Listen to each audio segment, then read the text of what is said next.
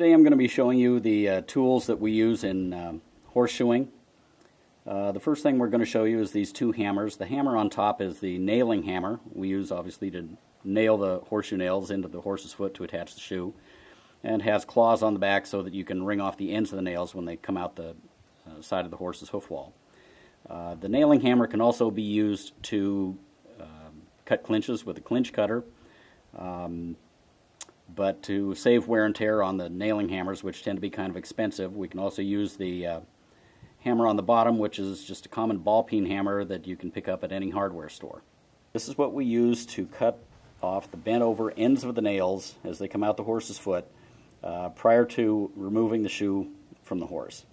The way we do that is we use this edge here, this little chisel part, set that under the bent over clinch, and tap on this surface here with a hammer. That straightens out the end of the nail, and then we can pull the shoe off the horse. This is a shoe puller. What we use, as the name says, we use this to pull the shoe off the horse's foot.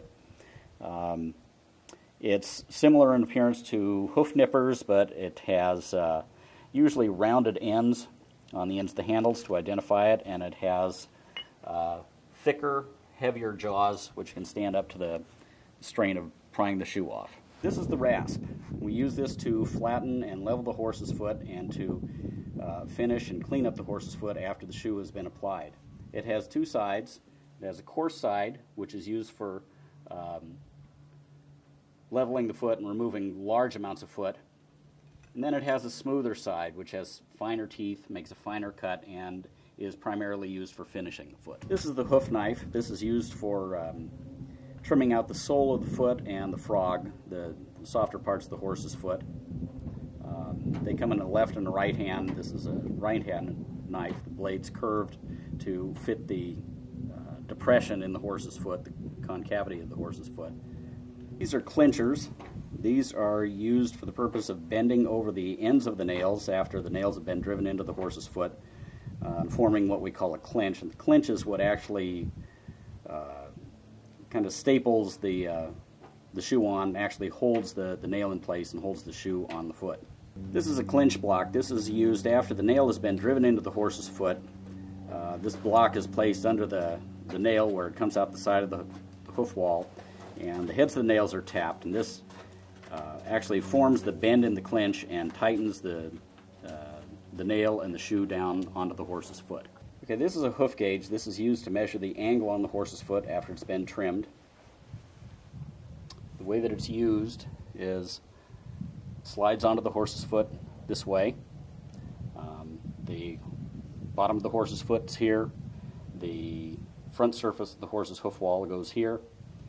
And then you read this scale here, which tells you the angle of the horse's foot. Most horses will have a natural angle of somewhere between 50 and 55 degrees.